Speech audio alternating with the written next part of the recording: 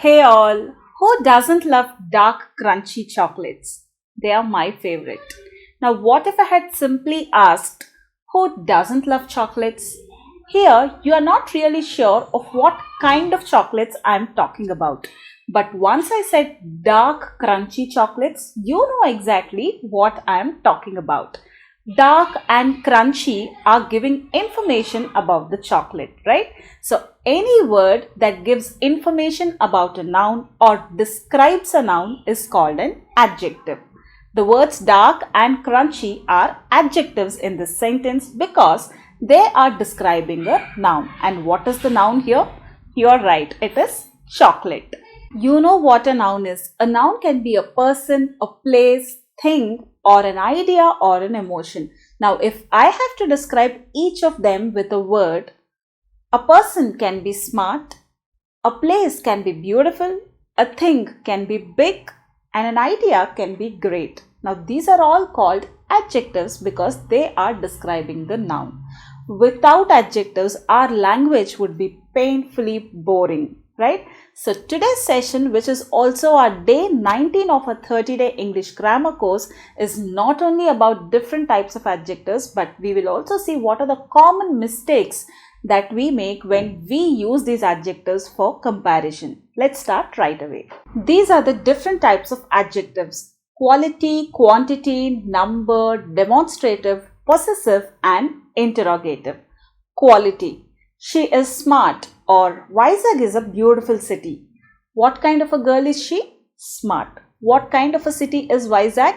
Beautiful, right? So adjectives of quality answers your question, what kind of a person or a thing is. Quantity. He gave me all his pens. All is the adjective here. So adjectives of quantity answers your question, how much. Number. There are 12 players in the team. 12 is the adjective here. So adjectives of number answers your question, how many. Demonstrative. This, that, those, these are all demonstrative adjectives. I like these things. Which things? These things, which denotes a person or a thing. Possessive. I'm concerned about his performance. Whose performance? His performance. Words like his, her, their, your, our, my, they're all possessive adjectives because they indicate a possession of a noun to a person or something.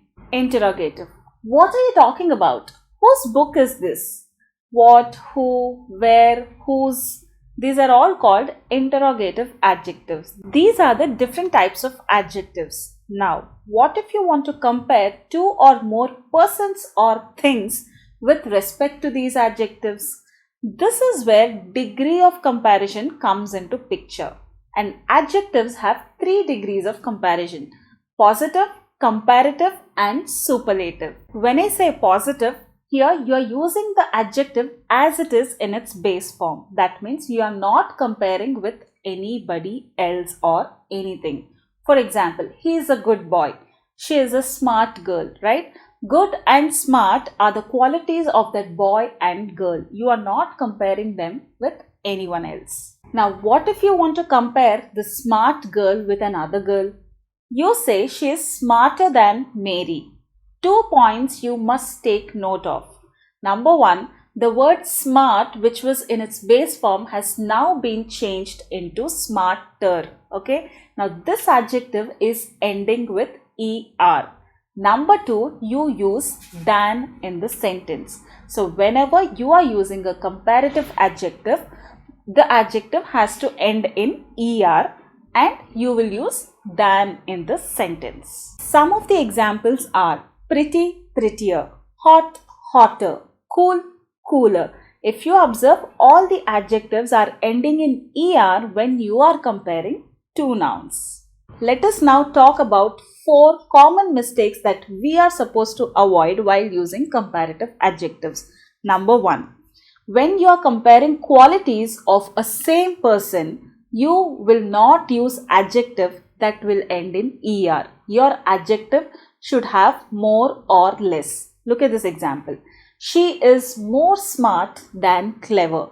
In this case, both smart and clever are qualities of the same person, but you want to compare those two qualities of the same person or the same noun.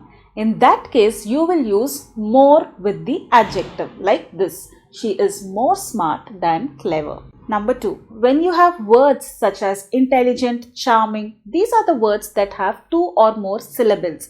In such cases also, you will use more or less.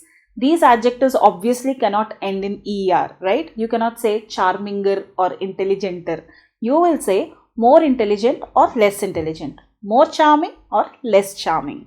Number 3, do not use double comparative adjectives like this. These mangoes are more tastier than those. You are already using a comparative adjective tastier, so don't add more to it again. You will just say these mangoes are tastier than those. That's it. The 4th common mistake. Now we discussed that we are supposed to use than when we are using comparative adjective in a sentence, right? When you are comparing two nouns, you use than in the sentence. But there are certain adjectives where you are supposed to use to, and some of those adjectives are superior, inferior, senior and junior. She is elder to me. It's not she is elder than me. This car brand is superior to that. It is not superior than that. These are the exceptions or the common mistakes that we are supposed to avoid when you are comparing two nouns. What if you want to compare more than two nouns? This is called superlative degree or the highest quality of degree that is available. Example, she is the smartest of all. Now, if you observe, when I simply spoke about the characteristic of that girl, I said smart. When I compared her with another girl, I said she's smarter than Mary. Now, when I am comparing her with a lot of other people, I am saying she is the smartest of all. Two things you must take note of. Number 1, the adjective has been modified from smarter to smartest, right? So whenever you are using an adjective in its superlative form, that is of the highest degree, you will add est to the adjective.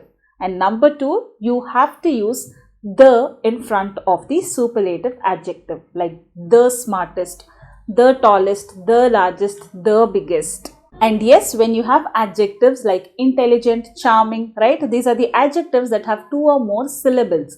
In such cases, you will use most or least, like most intelligent, most charming, or least intelligent and least charming. Now we have irregular adjectives like this: good, better, best, bad, worse, worst. Here they do not follow the rules of comparative and superlative, which I told you, right? Comparative has to end in er and superlative has to end in est, right? So here it doesn't follow that rule. You simply have to memorize such kind of irregular adjectives. A quick recap of today's session. Adjective is a word that describes a noun or gives more information about a noun. And when you are using these adjectives for comparison, we have 3 degrees of comparison. 1, positive, 2, comparative, and 3, superlative. Positive, you use the adjective as it is in its base form, right? In this case, you are not comparing that person with anyone else. Coming to comparative, here when you are comparing two nouns, you will use this form of adjective, and this adjective ends in er, and you will also use than in this sentence. And coming to superlative, here the adjective ends in est, and here this is used when you are comparing more than two nouns, and you will use the in front of the superlative adjective. And for irregular adjectives, the word itself completely changes for comparative and superlative, and you need to try to memorize as many as you can. Well guys, it's time for an exercise now. But before that, do not forget to hit the subscribe button if you haven't subscribed to my channel yet, and also the like button if you feel you learned something new from this channel.